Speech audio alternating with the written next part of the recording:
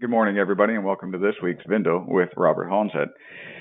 A good mid-July day to you, Bob. Thank you, my friend. The same to you and everybody. It's So a lovely day in the neighborhood.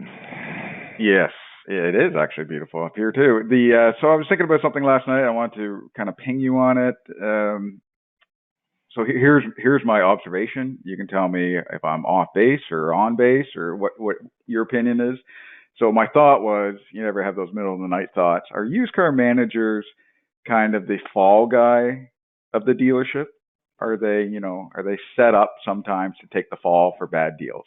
And I just, kind of tweaked my brain. I want to get your opinion on it.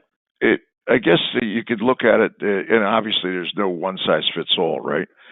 But if you want to talk about generalities, from my perspective, the used car manager, I believe, or the person responsible for the used car inventory, and writing things down and changing the prices over time because you got to make sure you're cheaper than anybody else. All the nonsense that a lot of dealers follow, right? It becomes really obvious when you're looking at the statement for the month, where you stand in inventory, why you're going to buy more, why you can't buy same, you got too much off brand things, all the rest of it, right? You can't hide from that. There is no like any way to put a cape over your head or a hood on your head and say you're not responsible for it. But and a lot of times people don't think about how things happen. It's an end of the month deal. So you got to have 4 more deals in order to hit the bonus or whatever happens. The next thing you know, car that's worth $27,000 get traded for 30 because you had to put the deal together and you're going to work your way out of it, right? So it's a gambler degenerate thing as well. In other words, taking chances that because you're confident you're going to hit red this time, and as a result, and the bad part is when you do, it causes that behavior to repeat itself possibly more often than not. Now, here's the other real problem that we got going on at the moment. In a marketplace that if you bought something 2 weeks ago and it took you 2 weeks to get it out of the shop, you already are smashed in the car. You're smashed in the car because the market's dropping fast enough, just about categorically. Some categories of cars aren't dropping as fast as others, but these, let's just use like really simple, easy ones, right? Like a new body style Escalade.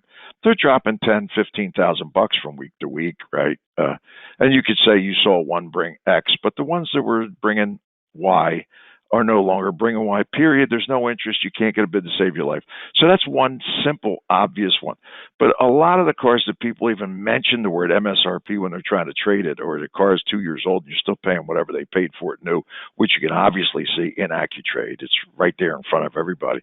But you can do it because there's no cars wrong. Well, that whole thing is no longer in existence. No longer. Maybe there's a car here or there out of 27,000 different varieties that it could potentially be the case. And if it is, it won't be for long. It's definitely going the opposite direction. And you traded something, or it took 2 weeks for the car to come in, and you don't have the balls to adjust the trade based on current market value because you don't want to piss anybody off and get a lower review from your customer. These things all fall ultimately on a guy's pay plan they're responsible for used car inventory, right? It's getting X% or whatever he gets, bonus over thing, whatever, right? And I'm observing very, very clearly is, before, when there was no cars, anybody could trade anything, they could sell anything. The day of that shit is over, brother. You follow me? So, when we're buying, 80 Lexuses this week, we're buying them from Lexus dealers. There's a reason for that. Take a look at any Lexus dealer's inventory. They got 200 RXs in stock. They got, 97 NXs in stock. That kind of lowers the appetite when you got somebody who's trading in a 1, 2, or 3-year-old one. Because when you go to sell at retail, you're taking away from the customer of a new one. And therefore, we got the dynamic where the new car dealers, the new car manager's stretching to make a deal when you're on your day off, and you're coming back and you're going to sit and eat that shit. That's now on your plate, right? And you can't complain about it because you work together, you're best friends for life because you're 12 hours a day. You're sitting there looking at his face and breathing the same air. So that whole dynamic that has not been in the mix for the past 3 years is all of a sudden it's alive, well fed, and the way it looks, I mean, nobody has a crystal ball. I don't see that changing anytime soon. If anything, we're going to continue to see it become more exaggerated. Does that make any sense to you, Shawnee? I'm with you. So the challenge with these guys, especially in this market, is holding that inventory that was the deals were done last month, even because it just keeps skyrocketing. That's what I'm down. saying, brother. You're not going to turn the deal down. You're not going to tell, well, no, I'm sorry, you're not allowed to buy your new car because it just came in, or we just got your used car ready for you, and now we're going to change your trade allowance and redo the numbers. I mean, obviously that's just part of the business. But I think what we're, when we say is the used car buyer manager, whatever you call it, director, in the hot seat, I think it's like we're back to 2010, 8, whatever, name a number, where it becomes like on the forefront of your, like a tattoo on your forehead, as opposed to floating around the back of your mind. And you could work your way out of things. You ain't working your way. You ain't doing a little jig, a little dance, and reshuffling things to make it all come out perfectly in the end. I think you're going to see it more and more, because the best I can tell, you can see it across the board yesterday at the auction. The geniuses that were selling 95% and 98% in the middle of COVID are back to selling their 25 or 30% of their $30,000-$40,000 cars at the block, and they're going to hold them. They're going to hold them as if it's going to be worth more next week, which is categorically not happening, right? In other words, you couldn't sell it for that. I need another nickel.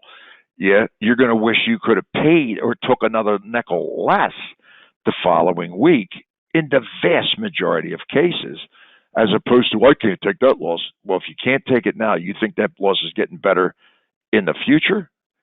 You don't need an auction. You need a psychiatrist. You follow me?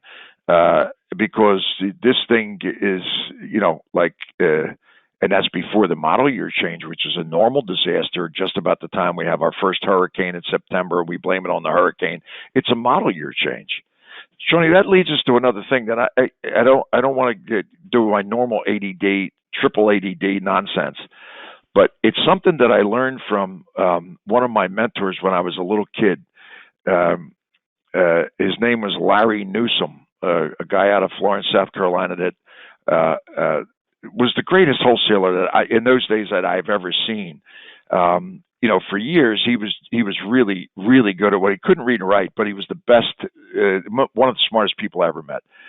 And what he would say is, when you're about not this time, but a little deeper, when the market starts changing, you're pissing and moaning, and we're riding back and forth to the auction together. Jesus Christ, hey, Bobby, you taking it the wrong way, boy. All you got to do is figure everything a year older. And as stupid as that sounds, it's the most profound thing that you could ever think about. It's July to whatever the date is. There are 2024s coming out. The 2023 ain't no longer the year it is. It's now, you're looking at a car, it's a 2021. You're looking at a 2021, it's a 2020. And honestly, when you do that, it's as ridiculous as it seems, right? Across the board, you ain't going to hurt yourself. The only person going to get hurt their feelings is somebody who's looking at MMR for cars that got sold, 2, 3, 4, 8, 10, 24 weeks ago, and then thinking somehow or other they're the lucky one that's going to get be able to find that money. It's not going to happen. It's the Larry Newsom theory of everything's a year older. If you put that in your brain when you're looking at a car, it's hard to do because everybody else is, using some other goofball formula of things and AIs and things that we're all talking about at this point, which will never, by the way, have any relationship to actually understanding the true wholesale market of cars. Right? I'm wide open to listen to it, but everything I've seen till now, and pay attention to it, is total and absolute nonsensical Harvard doctorate degrees in knowing things. They know nothing about the car business or how it works or the dynamic of creating critical mass or any of the other nonsense we talk about. It's never going to happen. However, if you're using those theories and you're valuing cars, thinking that somehow or other that's going to work out, I'm going to stick to the Larry Newsom theory. Everything's a year older, doctor. Does that make sense to you, Sean? Because when you reset that, It is a reset button. Just make sure it's in your brain. Everything's a year older. You ain't going to do less business. You're just going to count everything to be a year older because it happens to be a year older. Well, craziness, ain't it, Johnny? It sure is. Thank you, Bob. You got it, guys and girls. Have a nice day and week and year. See you.